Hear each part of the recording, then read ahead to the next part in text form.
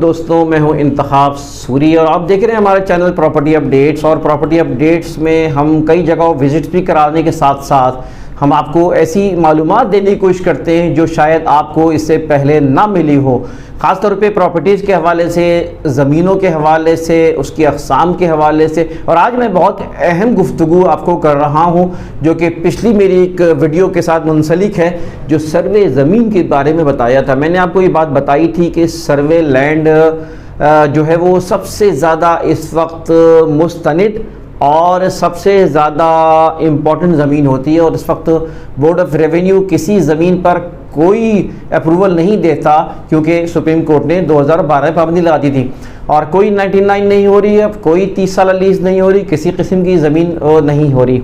लिहाजा सिर्फ अगर किसी को प्रोजेक्ट लाना हो तो सिर्फ सर्वे ज़मीन पर प्रोजेक्ट ला सकता है। ताकि केडीए की ज़मीन के बारे में एक अलग मामला है। देखें, ये बात मैं आपको बताता चलूँ, बहुत अहम बात कि बोर्ड ऑफ रेवेन्यू ये तमाम अराजी, तमाम ज़मीनें दरअसल बोर्ड ऑफ रेवेन्यू उसका मालिक होता है।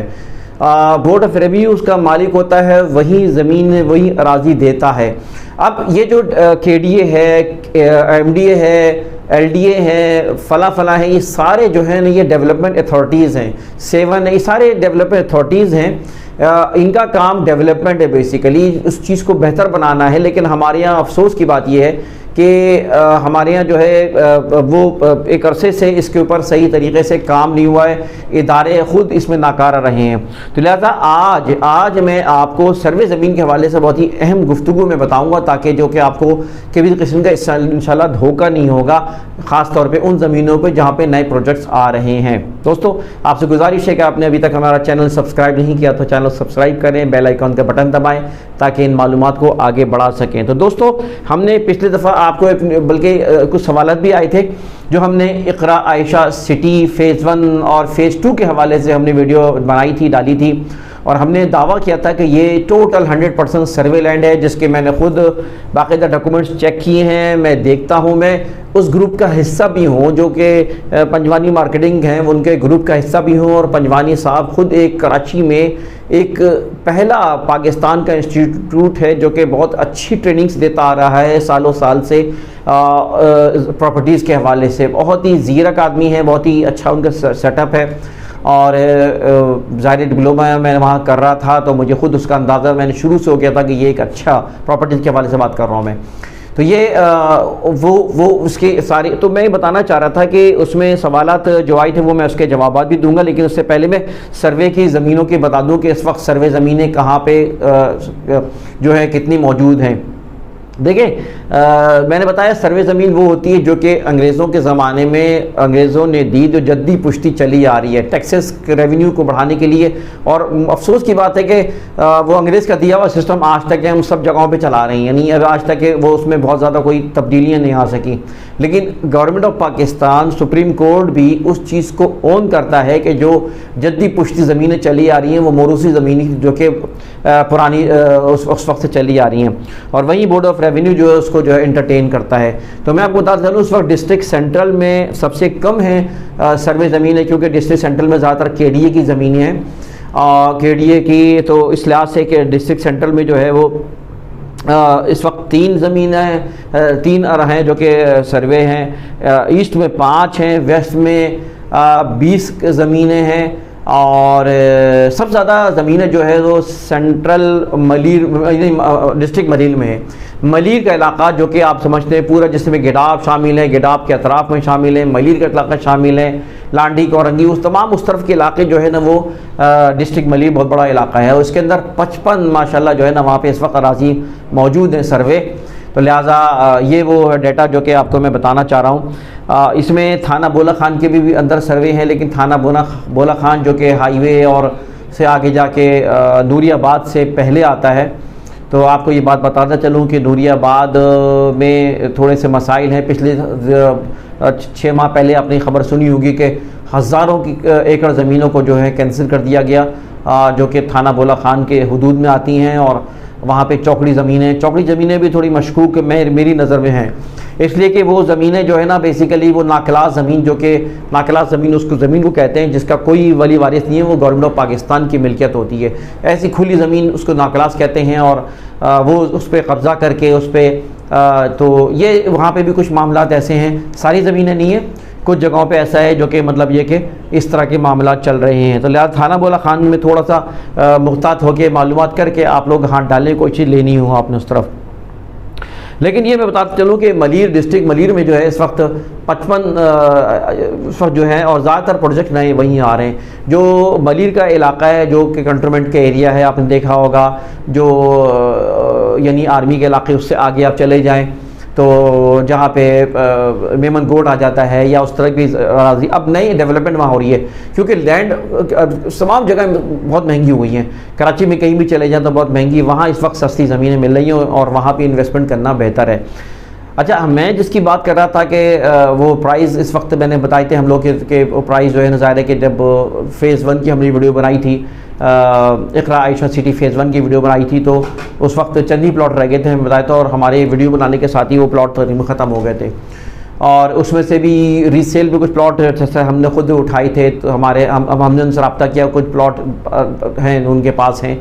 अब ज़ाहिर प्राइस बिल्डर ने उन्होंने बढ़ा दिए प्राइस की, तो ये है कि वो हमारी उसमें तफसीलात में आप चले जाएँ तो आप फ़ोन करके मालूम कर सकते हैं। लेकिन फ़ेज़ 2 जो है ना, अच्छा फ़ेज़ 1 फ़ेज़ 2 इनके और भी फेज़ आ रहे हैं, लेकिन ये कि मैं समझता हूँ कि वहाँ पे एक रियल ज़मीन है जो है उस लिहाज से वो अच्छा है।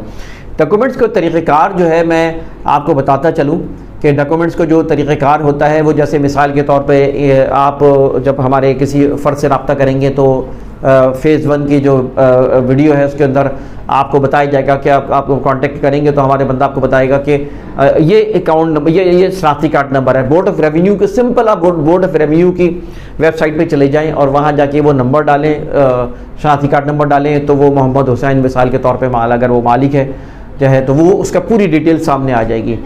जब वो डिटेल सामने आ जाती है तो उसको फिर आप बोर्ड ऑफ रेवेन्यू के जाकर वहाँ पे फिल्म डिपार्टमेंट जाके चेक करवा सकते हैं और वहाँ से जाके आपको पता चल जाएगा ये ज़मीन जो है ना उसकी सारी डिटेल आ जाएगी। अच्छा, जब वो डिटेल आपको वैसे भी बोर्ड ऑफ रेवेन्यू के आप उस वेबसाइट पर जाएंगे, शनाख्ती कार्ड नंबर डालेंगे, जो डिटेल आएगी, मालिक का नाम आएगा, वो आप आके हमारे वहाँ के हेड ऑफिस आएँ, दफ्तर आएँ, वहाँ पे वो सारी डिटेल्स आपको वहीं वैसी की वैसी मिलेगी जो बोर्ड ऑफ रेवेन्यू पे मिलेगा। वो सारे पेपर्स आपको दिखा सकते हैं। अब वो पेपर्स इसलिए नहीं दिए जाते हैं कि वो ज़ाहिर है कि यहाँ मिसयूज़ होता है कि सर्वे ज़मीन का फॉर्म मालूम चला वो व्हाट्सएप पे घूम रहे हैं और लोग जो है ना 10, 15, 20, 50 हज़ार रुपये, लाख रुपये टोकन लेके गायब हो जाते हैं। ऐसे ऐसे हमारे यहाँ लोग मौजूद हैं। लिहाजा सर्वे ज़मीन इस तरह हाथ में डॉक्यूमेंट दिए नहीं जाते जो जेन्युइन ज़मीनें होती हैं। हाँ, जब उसके डॉक्यूमेंट्स के आपको डिटेल आएगी, जब वेबसाइट के ऊपर जब आप डालेंगे तो उसमें एक सीरियल नंबर, बुक नंबर होगा, वो आपको हम बताएंगे कि आप फला बोर्ड ऑफ रेवेन्यू के फला जगह फिल्म डिपार्टमेंट है, वहाँ आप चले जाएँ जो कि board of revenue Sindh secretariat के पास है। वहाँ वो पूरा रिकॉर्ड आपको सारी चीज़ें सामने आ जाएंगी। तो इसमें कोई मसला नहीं, सारी चीज़ें बिल्कुल रिकॉर्डेड होती हैं और इसमें कोई चेक कराने में हम आपकी मदद कर सकते हैं इस जगह की।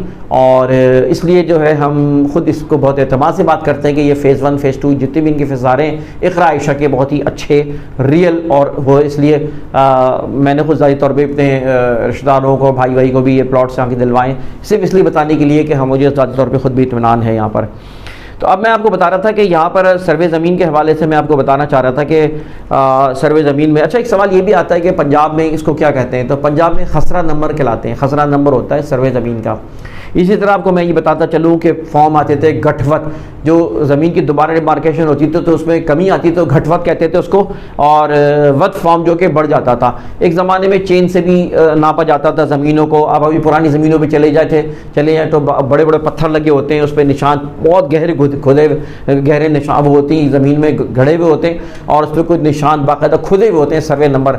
अब वो हट गए, पुराने हो गए, ज़ाहिर है कि वो हटा भी दी गए हैं। तो मकसद ये है कि सर्वे ज़मीन जो है ना वो पंजाब में जो है इसको ये कहते हैं, अच्छा डिमार्केशन को उतारा भी कहते हैं। ये सारी टेक्नोलॉजी बता रहे हैं, जब आप कागजात देखेंगे तो आपको ये चीज़ें मिलेंगी, लेकिन ये आप किसी और से मदद ले सकते हैं इस बारे में। लेकिन अहम बात यह कि आपको इस बात का अंदाज़ा होना चाहिए कि अब नए जो प्रोजेक्ट शहर से बाहर आ रहे हैं, हट के आ रहे हैं, उसमें अगर वो ज़मीन ना क्लास पे बनी हो। अच्छा, मैं आपको ये भी बात बताता हूँ, बड़े बड़े बिल्डर जो है ना वो क्या करते हैं, सर्वे ज़मीन आधी होती है या 30% सर्वे ज़मीन होती है, बाकी वो वायलेशन कर रहे होते हैं, जबकि इसमें कोई वायलेशन नहीं है। तो ये हम समझते हैं, ज़ाहिर है आम आदमी नहीं समझता।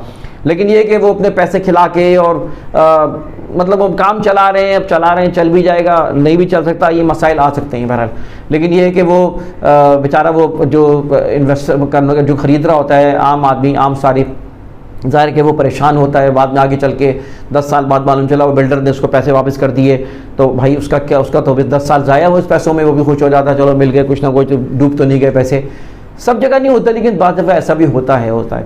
लेकिन अहम बात यह है कि आपको अगर ये पता चल जाए कि सर्वे ज़मीन है और सर्वे ज़मीन के ऊपर लीज़ भी दी जाती है, बाकी ज़मीनों पे की जो टुकड़े होते हैं उस पर लीज़ नहीं मिलती। मैंने बहुत से प्रोजेक्ट जानता हूँ, वहाँ लीज़ जो मिलती है जब अभी तक हो गई है वो उस पर हो जाती है जो कि सर्वे ज़मीन होती है। साथ साथ मैं आपको ये भी बताता चलूँ कि सर्वे ज़मीन में फॉर्म 7 जो होता है और फॉर्म 2 जो होता है, इसके ऊपर भी आपको थोड़े से, भी बात ज़रा लंबी हो जाएगी, इंशाल्लाह मैं अगली वीडियो में बताऊंगा। लेकिन इतना सा बता दूं कि फॉर्म 7 अगर हो तो आप हम चीज़ उसमें ले सकते हैं। ज़ाहिर है कि वो प्रोसेस होते हैं, बाद में फिर यह कि वो मुख्तलिफ एनओसीज़ 18 एनओसीज़ होती हैं, जिसके बाद वो ज़ाहिर है कि सेल ऑफ मिलता है। लेकिन आमतौर पर MDA से अप्रूवल जल्दी मिल जाता है।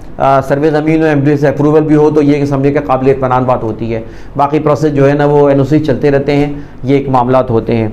लिहाजा ये है कि आप इस बात को ज़हन में रखें और ये भी ज़हन में रखें कि जब वो सारी चीज़ें हो जाएंगी, NOC फॉर सेल मिल जाएगी, तो ज़मीन की प्राइस वो नहीं मिलेगी जो आपको आज मिलेगी, वो डबल तिबल ज़मीन की प्राइस चली जाती हैं। लिहाजा दोस्तों ये थी ज़रा सर्वे ज़मीन के हवाले से कुछ अहम मालूमात जो कि मैं आपको बताना चाह रहा था, जिसका मकसद ये था कि हम लोग अपनी मालूमात को अपडेट करें। और मेरी कोशिश ये थी कि मेरी वीडियोज़ में आपको कंटेंट मिलेगा, मालूमात होगी इंशाल्लाह ताला। कहीं विज़िट भी कराएंगे तो वहाँ भी हम फजूल बातें करने से अवॉइड करते होते हैं, खाम कहीं को वो फजूल बातें कर रहे हैं और म्यूज़िक लगा दिए और बस सर्वे कर रहे हैं, दिखा रहे हैं, हम इससे अवॉइड करने की कोशिश करें। हम चाहते हैं कि मालूमात दें ज़्यादा, उस दौरान जब तक आप वीडियो देख रहे हैं आप चीज़ों को समझने की कोशिश करें।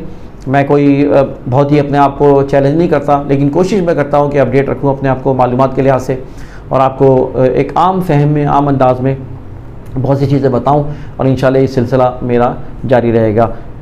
बाकी ये कि आपसे गुजारिश है कि आप अपने कमेंट्स करते हैं, मुझे खुशी होती है, अच्छे कमेंट्स करते हैं। और बस ये कि ऐसे कमेंट जिसमें कोई बैड लैंग्वेज इस्तेमाल करिए हम उसको रिमूव कर देंगे, तो इसलिए बैड लैंग्वेज के साथ बात ना करें, बात सही से करें, अच्छा है, मालूमात होती हैं। बाकी आपकी मोहब्बतों को, आपको जो भी आपके ताल्लुक़ का इज़हार करते हैं, मैं उसकी कदर करता हूँ, शुक्रिया अदा करता हूँ। आपसे गुजारिश है कि दुआ में याद रखें। इंतखाब सूरी को इजाज़त दें।